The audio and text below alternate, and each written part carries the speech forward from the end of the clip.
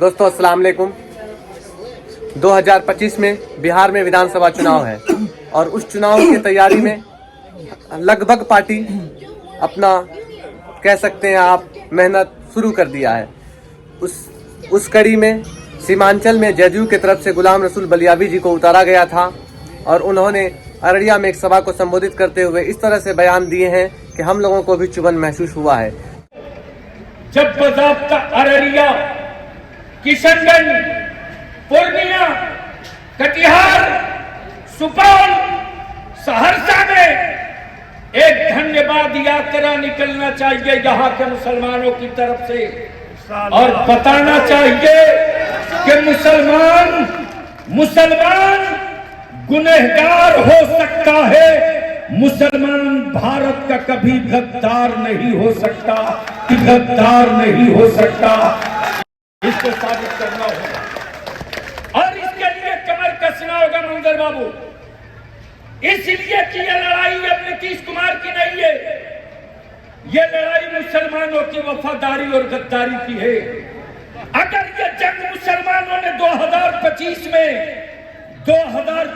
जिताकर दे दिया तो वफादारों की लिस्ट में पहला नाम बिहार के मुसलमानों का लिखा जाएगा।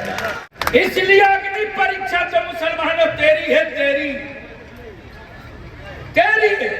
तो उसी पर हम बात करने के लिए अभी हमारे साथ इफ्तिखार भाई हैं और शहनवाज भाई हैं। तो इन लोगों से हम जानने का कुछ करते हैं क्योंकि हम जो बिहार देख रहे हैं नीतीश कुमार का ही बिहार देखे हैं। नीतीश कुमार ही मुख्यमंत्री है, इन लोग शायद पिछले मुख्यमंत्री को भी देखे होंगे। तो शहनवाज भाई, जिस तरह से हर नेता को देखते हैं आप, तो वो पीछे दिखाना चाहता है हमें, बल्कि फ्यूचर न दिखा करके पास्ट दिखाता है।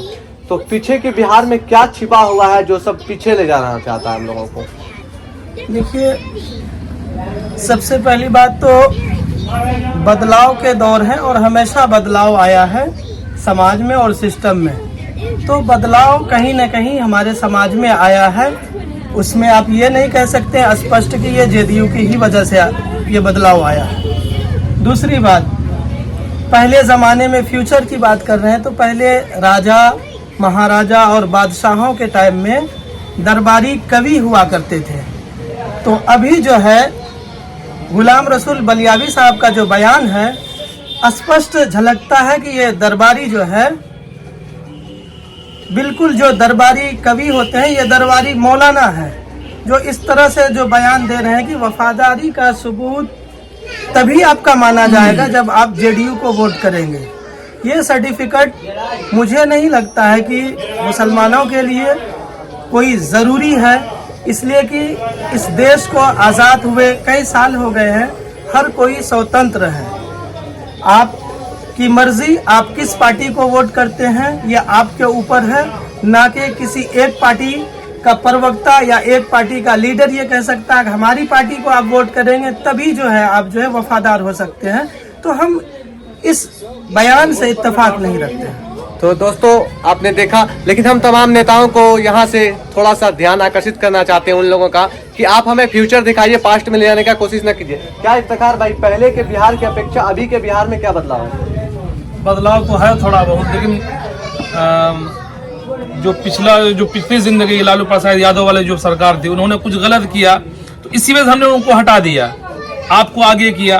तो आप हमारे लिए बेहतर काम कीजिए और यहाँ मुसलमान और हिंदू वाली राजनीति मत किया कीजिए।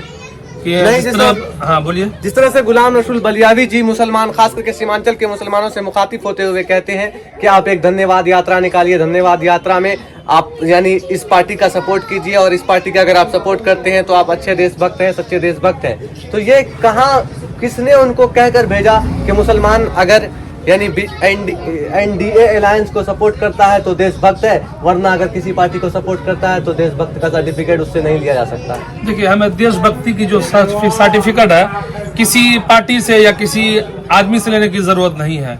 मुसलमान की कुर्बानी इस देश की मिट्टी गवाह है और जितने भी हमारे हिंदुस्तान के अंदर ये लगभग जितने भी इमारत हैं, इमारत की शक्ल में है, लाल किला है, ताजमहल है, आप उनसे हमारी कुर्बानी पूछिए, हमारी देशभक्ति मत पूछिए। हमारी देशभक्ति वहीं से नजर आती है सबको। जी बिल्कुल, ये सही बात है कि और अभी भी आप इंडिया गेट पे जाइए, जितने भी शहीदों की जो लिस्ट है उसमें सबसे ज्यादा हम मुसलमानों का नाम है, हमारे उलमाए कराम का नाम है। तो हमसे आप देशभक्ति की बात मत कीजिए, क्योंकि देशभक्ति जितने अंदर हमारे अंदर है उतने हमारे हिंदू भाइयों के अंदर भी है।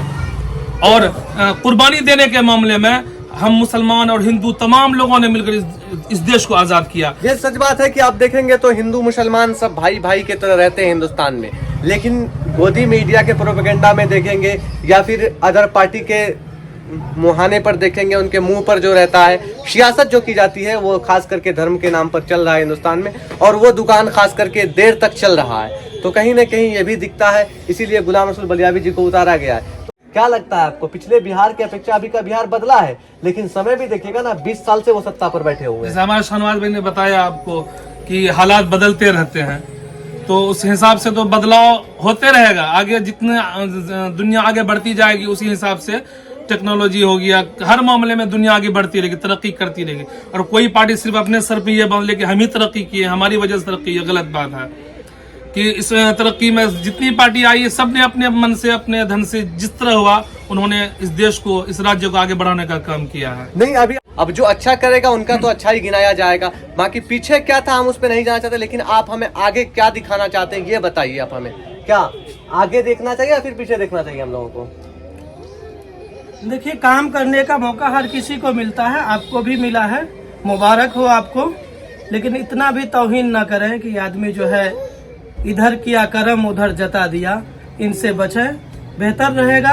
हर कोई आज़ाद है, हम लोग जितने भी हैं देशवासी किसी भी पार्टी से ताल्लुक रखते हों उस पार्टी का भक्त बने, अंधभक्त न बने। इसी के साथ मैं बात को भी समाप्त करते हैं। आप लोग दुआओं में याद रखिएगा।